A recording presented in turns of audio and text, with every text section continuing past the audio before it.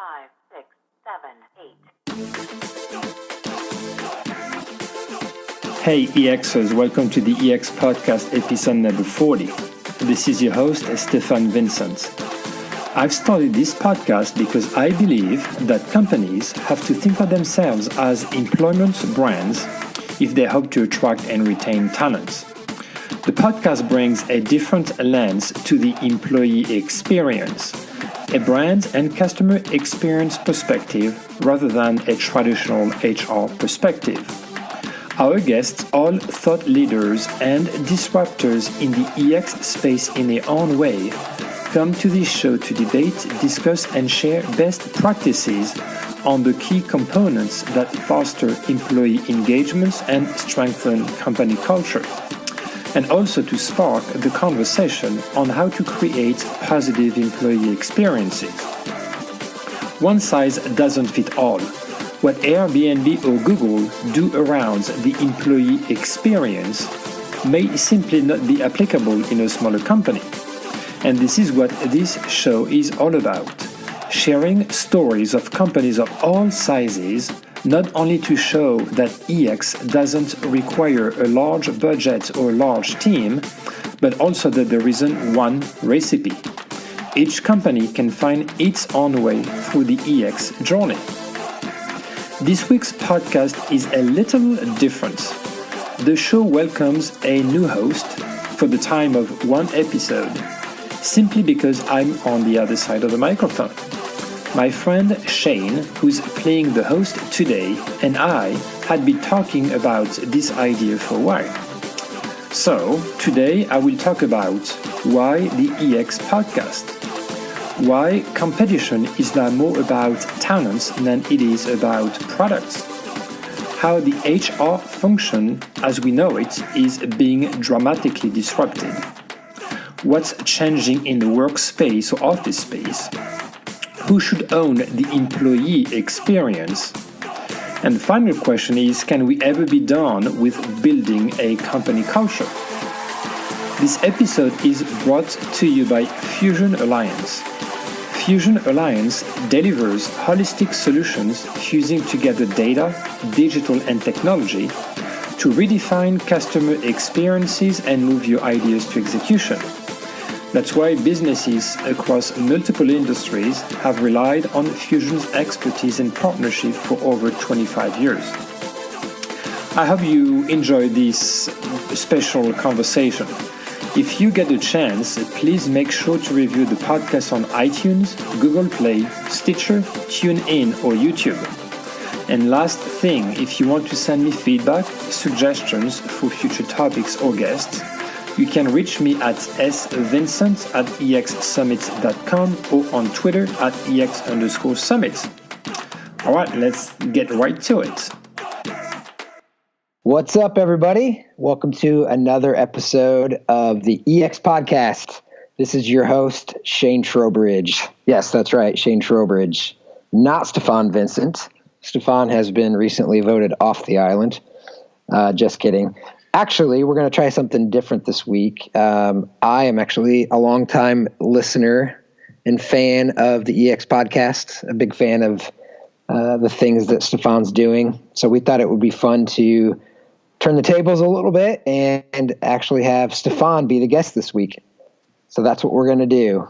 So Stefan, tell us, what is it like to be on the other side of the microphone? I'll tell you at the end of the recording. Oh, no pressure there. Hopefully I don't mess this up. No pressure on me. I do this every week. So obviously our plan here is to have you answer some of the critical questions surrounding the employee experience, which we know you're very passionate about. Yeah. So I want to hear in your words why the EX podcast. Why do you do this thing every week? Yeah, I just happen to be a brand and a customer experience strategist with a passion for employer branding and employee experience. Now, I've been in management roles for a long time, and I've always been more focused on growing my team in terms of mentoring and coaching them versus administrative tasks or reporting and these kind of things. And my goal was really the more I did research around it, and the more I found that most of the articles and literature available was mostly focused on HR. And I thought it's interesting because what companies do well on the customer side could be applied to the employee side. Because I really believe that the war of attracting and retaining top talents is becoming more and more of a priority for companies, and they really have to focus on the employer brand as their main differentiator to remain competitive.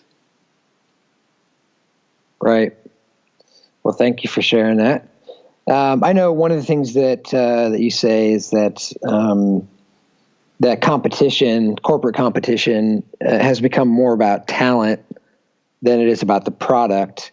Can you talk a little bit about that? Sure.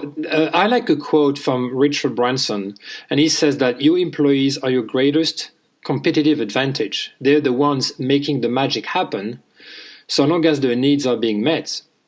And when you think about it, most products and services are now somehow commoditized. And unless you are a very clear disruptor in your industry, and you can think of Uber or Airbnb, the real differentiator now lies in your employees. When employees are engaged and have a strong sense of purpose, they foster innovation, they bring creativity, and they deliver higher customer service to your organizations. And those are truly what makes a difference in terms of customer engagement, which is an outcome of the employee engagements. Gotcha. Now, and I would say as well that companies that are successful at attracting and retaining talents are the ones with a clear purpose. Now, the key is to know how to articulate the company's purpose and employee value proposition, or what we call the MVP. Companies have already a customer value proposition, but many of them don't have an employee value proposition. So the goal is really to articulate the company's purpose and EVP to current employees and to candidates. The organizations, in my mind, have to rethink how they approach employee communication and talent acquisition. Successful companies in the employee experience space juggle consumer brand and employer brands very effectively. You can think of Adobe, Apple, Google, and they create employee brands advocates among the employees the same way they create advocates for their consumer brands. Those are very much intertwined. Wow, that's awesome. I have to say, I'm so used to, for me, this is normally a very one-sided experience listening to the podcast. You're actually speaking directly to me, and I'm just processing on all this. So I appreciate you sharing your wisdom. You kind of kicked things off a few minutes ago talking about human resources. And I know I've heard you talk before about just the HR function in general and how it's really being pretty disrupted in the workspace. Can you talk a little bit more about what's changing and what your observations have been? Sure. I mean, digital technology completely transformed the marketing function about 15 years ago. Even when I learned in college in marketing many years ago, pretty much everything has completely vanished or is no longer relevant. So the marketing function has to adapt to new technology, and especially in the digital space. And today we live in a data-driven world, which empowers companies to better identify and understand human behaviors and needs, which fuel corporate strategies to deliver more engaging and personalized experiences, but mostly to their consumers or to their customers. And as consumers, you and me and everybody else listening to this show, we are now accustomed to getting those more personalized experiences, and we all take it for granted. I really believe that the next frontier in HR is to implement the same concept on the employee side. Now, when you think about it, companies sit on a ton of employee data.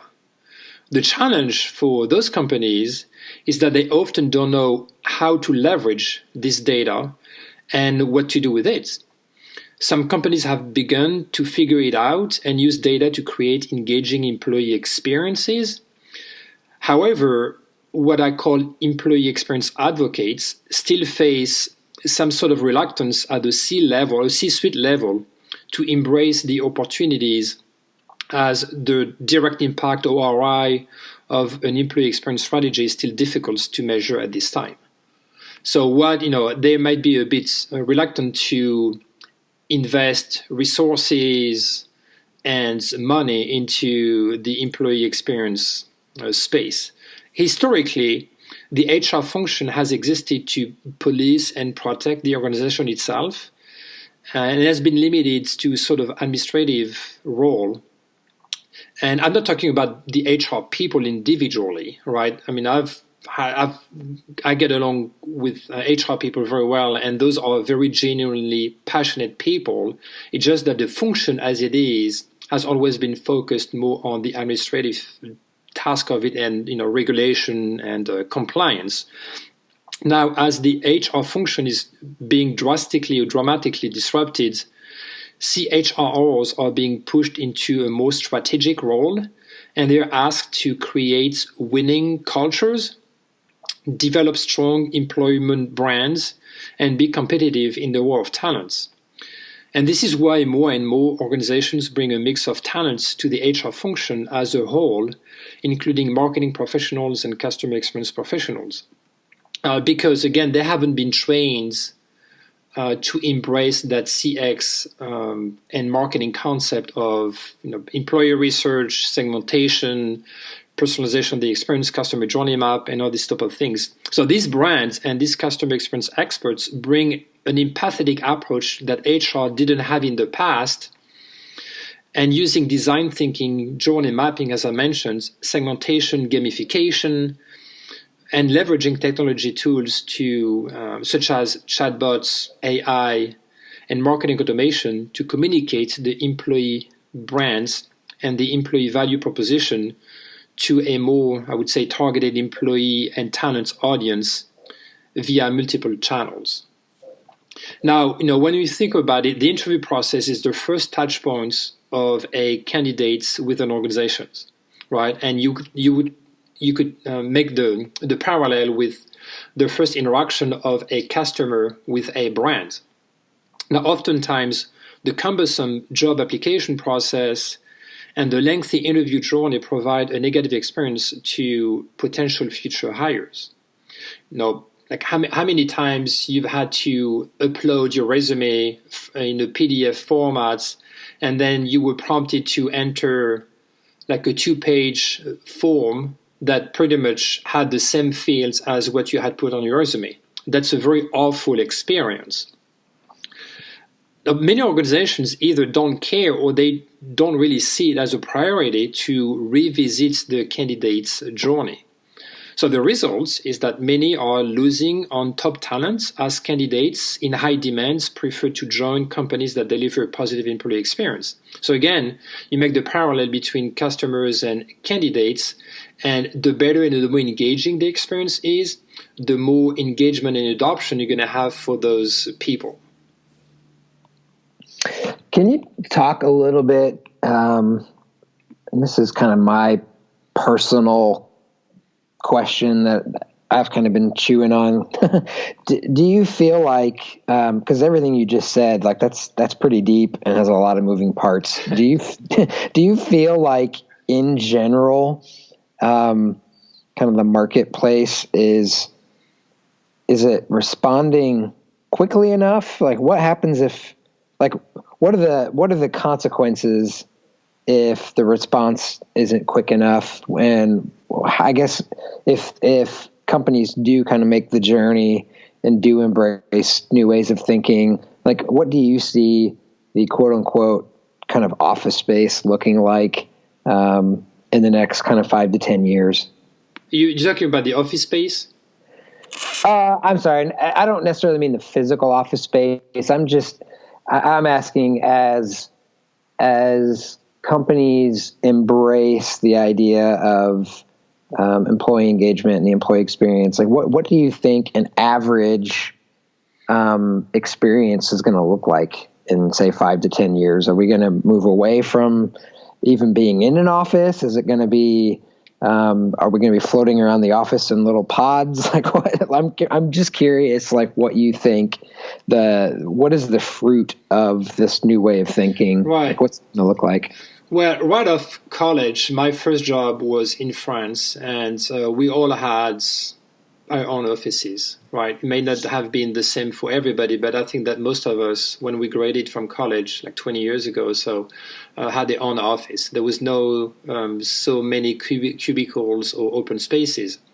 Now, over the years, many of them probably have seen Office Space, the movie, right, which is awesome, by the way. I love it. But now I believe that the days of closed offices or even cubicles are just numbered.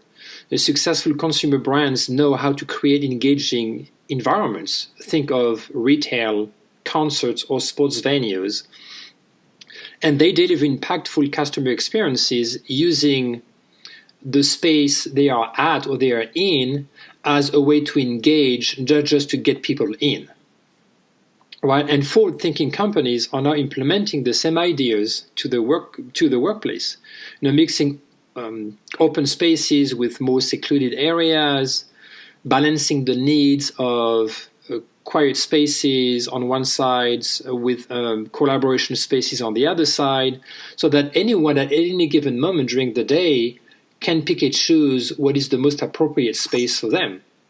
Right, if you need a call or if you need some time to reflect and think, you may want to isolate yourself in a sort of secluded area. Now, if you want to engage with other people because you may have some pain points that you want to address and you want to get some insights or input from your colleagues, or just want to be around people and chat a little bit, then you go to more open space. So those companies also see the workspace as an opportunity for current and even future employees to experience the brands. And that's really what I'm passionate about. It's not just to have an open office space with some secluded areas. It is, how do you create a space so that your employees can experience your employer brands? Again, when you make the parallel with retail or sports venues, fans or customers like to go to those spaces because they're going through a very unique experience. So why does it have to be dreadful to go to work every day and just get bored, and the only thing that you waiting for at the end of the day just to get out and see your family? So more and more companies offer the employees even to work from home from time to time.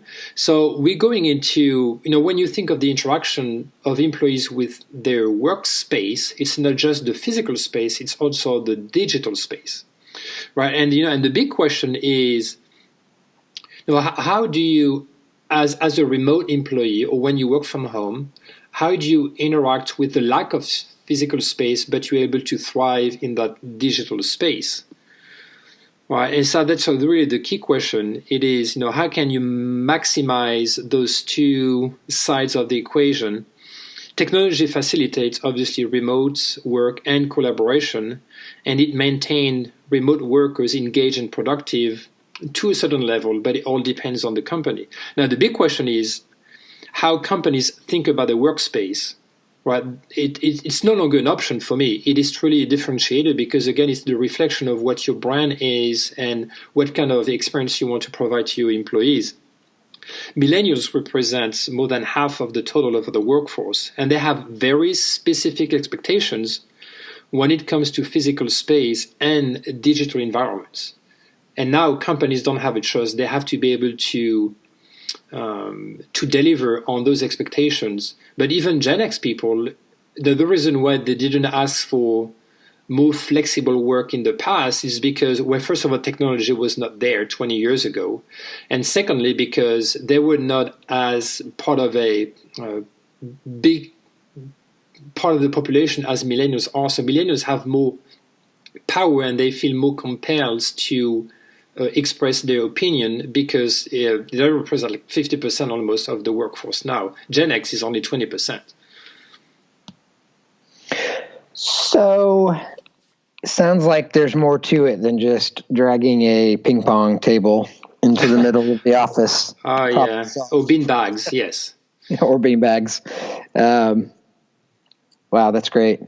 So here's kind of the $1 million question, Stefan. I feel like the kind of dun dun dun should be playing in the background. Who, in your opinion, needs to own the employee experience? Who does that fall on at the end of the day? It's a very good question. I think it's always a challenge in any organization. Who should own the employee experience? Now, the employee experience journey must start at the top no matter what. Right? If the leadership doesn't believe in the value of a positive employee experience and doesn't invest time and resources, and I'm talking here about dollars and employees in terms of resources, then the employee experience has no chance to succeed.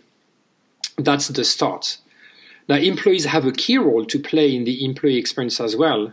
They are the ones who are going to bring the experience to life on a daily basis.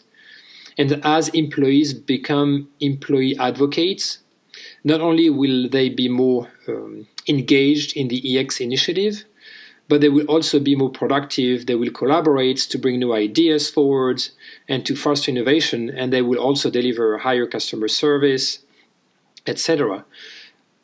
At the same time, employers must create a work environment where employees want to come to work, not just a place where they have to come to work. And that's a quote from Jacob Morgan in his book, The Employee Experience Advantage. I had Jacob on the podcast a few months ago, and I really love this quote that employees, we need to create an environment where employees want to come to work, not a place where they have to come to work. Now, bring fun to the workplace, create opportunities for personal and professional growth, and create a culture of candor, transparency, and inclusion. These are all very key elements of an engaging and positive workplace. Now, going back to the foundation of the question, yes, the EX experience starts at the top with leadership.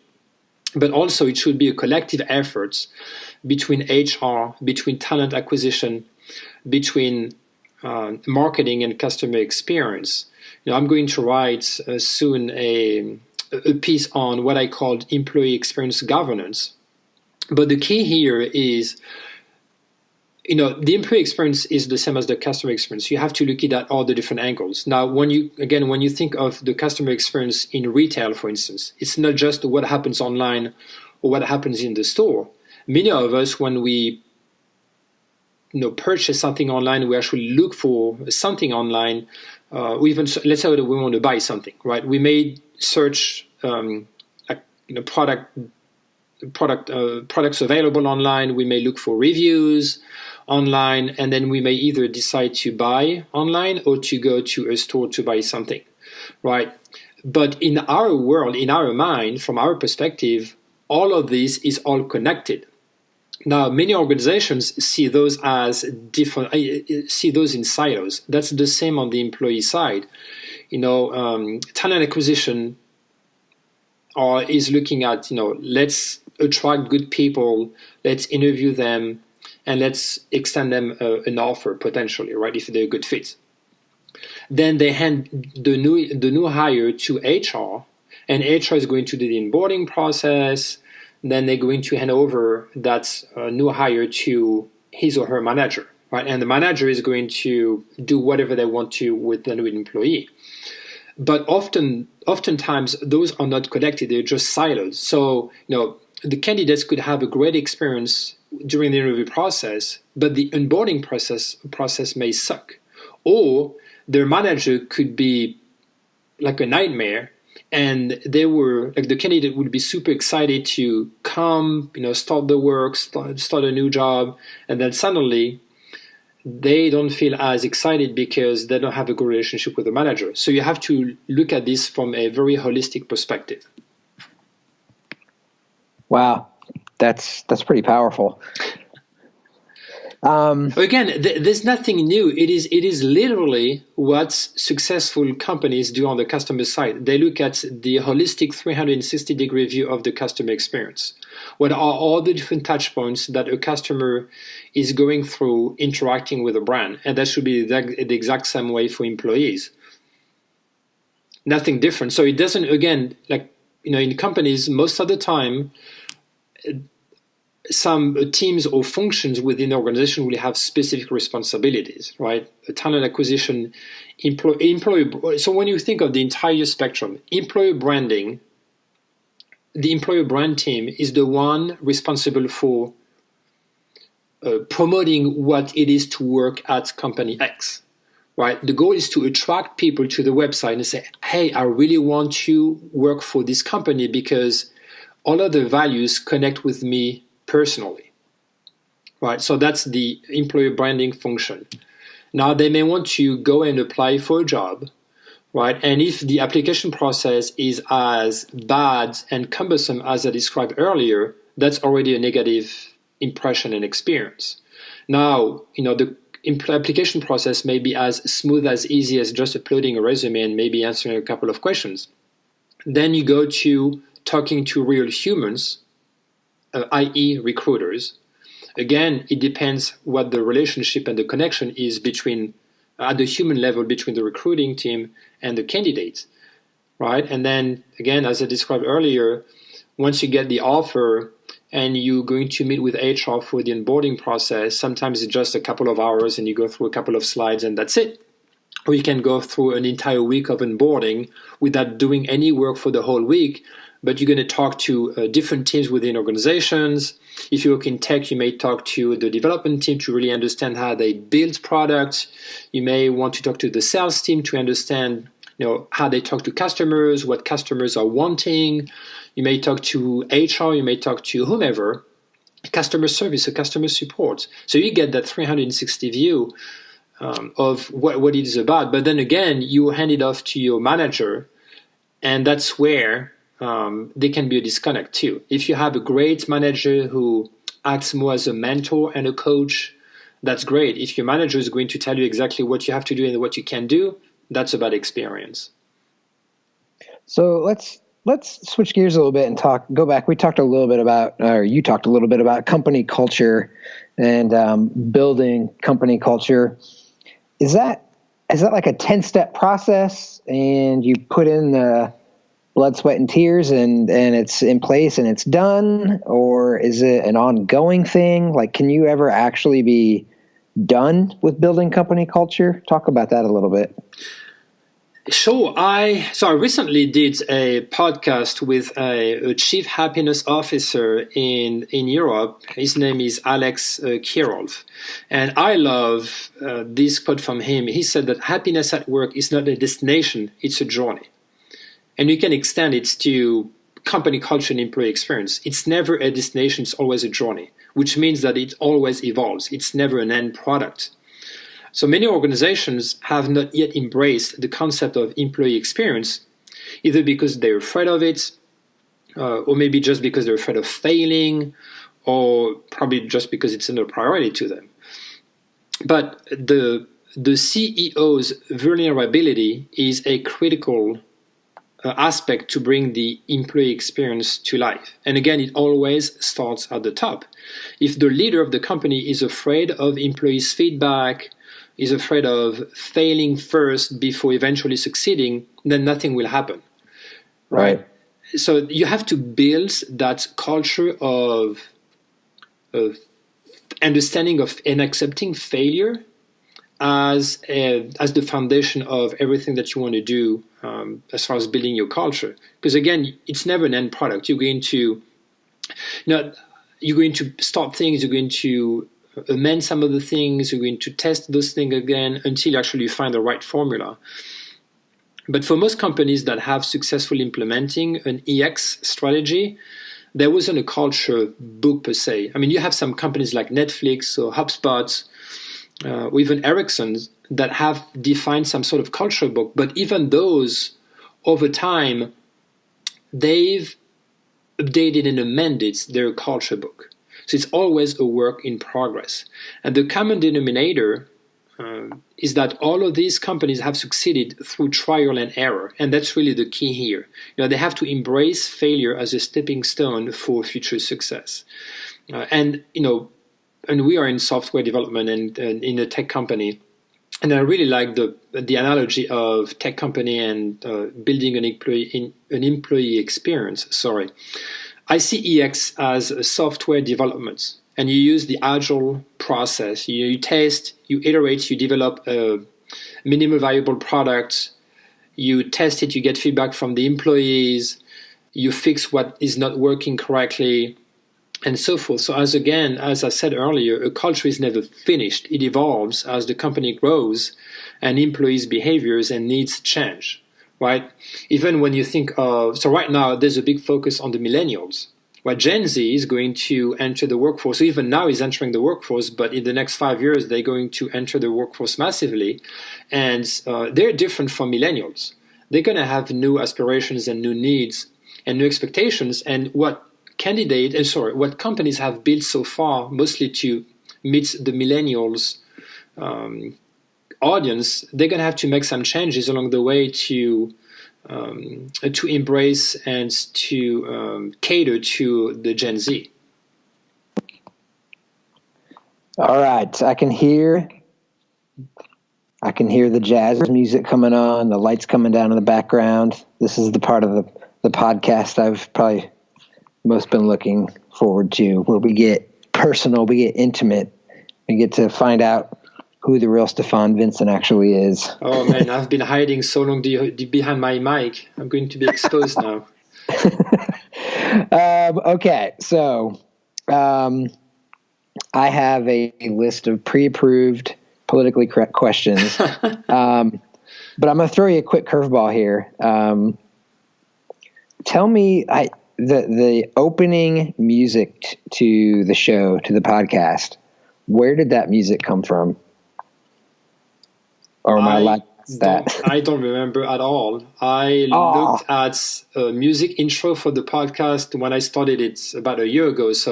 And I went through so many different songs and the music that I can't even remember. And it was like a catchy one, so I said, let's pick it up. But I can't even remember. I can't tell you which one it is, unfortunately. It's not DJ Stefan. No. Oh man, it's catchy. It's catchy, that's for sure. It is. I was hoping for a more exciting answer, but sorry that's to okay. Disappoint you, Shane. It doesn't change the fact that it makes my toes tap when I listen to it. All right, so if you were to invite a historical figure to dinner, who would that be and why? That's a good question. That's funny because I haven't thought of this one, even though I ask it every week. You want me to ask you a different one? No. I'll pick this one. It's not necessarily a historical figure, but here's who I might choose. I would choose Gorbachev and Ronald Reagan. Oh, good. Together. And I'll tell you why. It's interesting because there's always a different perspective from what you think is happening or the way you see the world, right? And I'll give you a quick example. It is when I studied French history in class in France, Napoleon was seen as a hero in France, right? And when I did my first trip to Great Britain, when I was about 14 years old, we would, I don't know, randomly talking about Napoleon, and in England or in the UK, he was seen as a dictator because he invaded most of Europe, right? So from a French perspective, he was a hero. From an English perspective or British perspective, sorry, if it's the UK, he was a dictator. Now going back to Reagan and Gorbachev, for many Americans here, Reagan was the one who broke down the wall in Berlin, right? Or because of him, right? Well, it's not just one side. It's not because Reagan was pushing and say, Mr. Gorbachev, tear down this wall. That just happens. There had to be an acceptance from the Russians, from the Soviets at that time, to do the same, right? So that's when. But I would love to get those two together, really to see and to know what happens behind the scenes that you don't see in history books.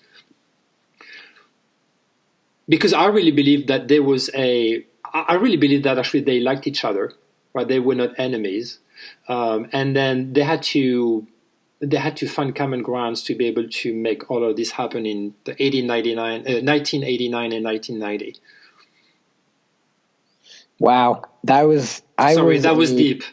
That was super deep, and I don't have much to like chime in on that. I was kind of a young kid at the time and doing whatever young kids do, but I appreciate your French perspective.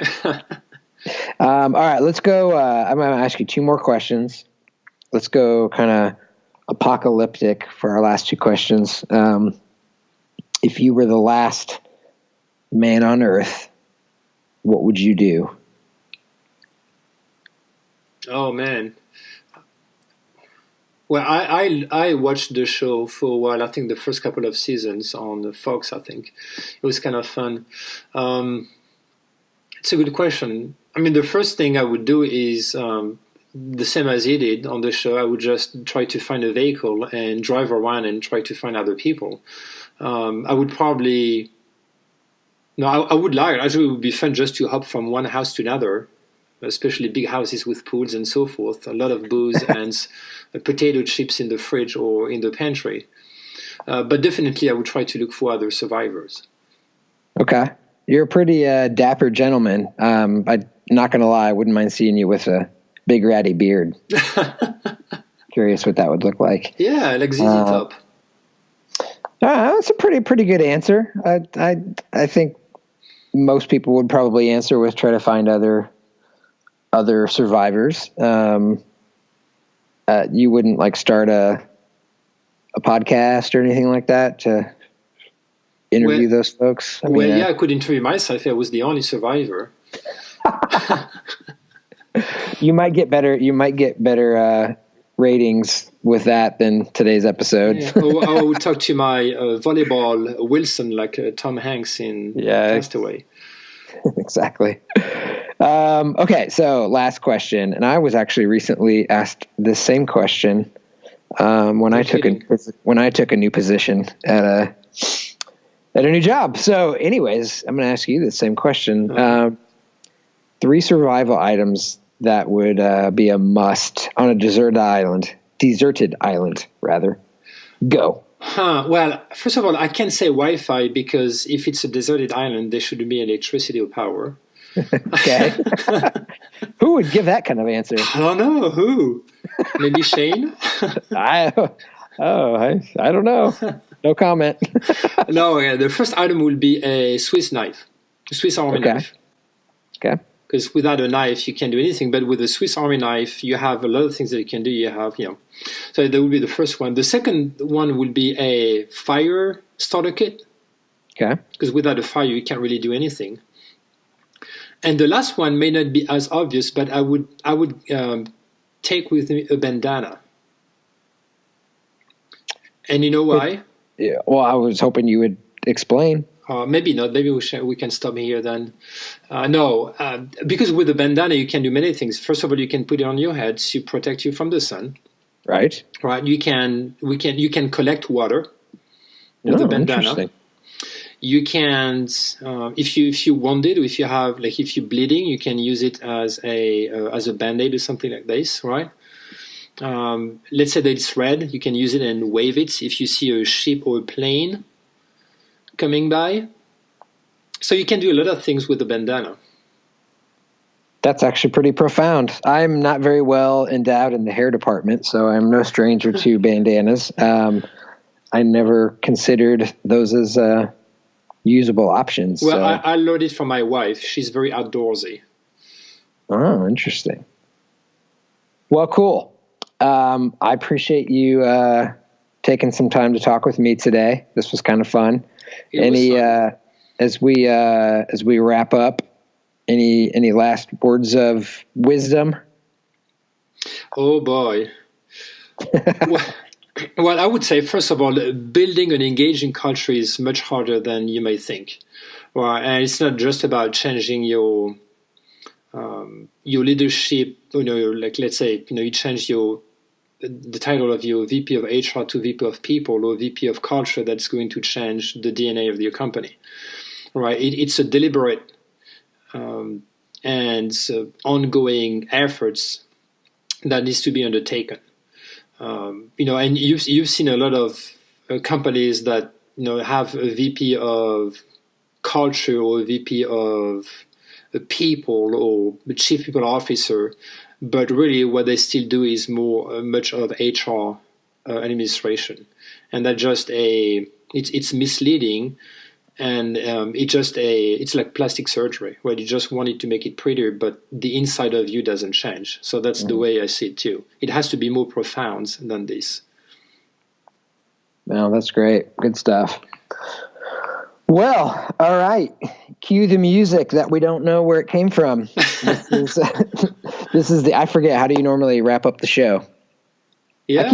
I keep calling it a show like it's, entertainment. Why don't you take over? Why don't you sing us out here, Stefan? Oh yeah, I'm not going to sing, but I'm going to thank everyone for listening and talk to you next week.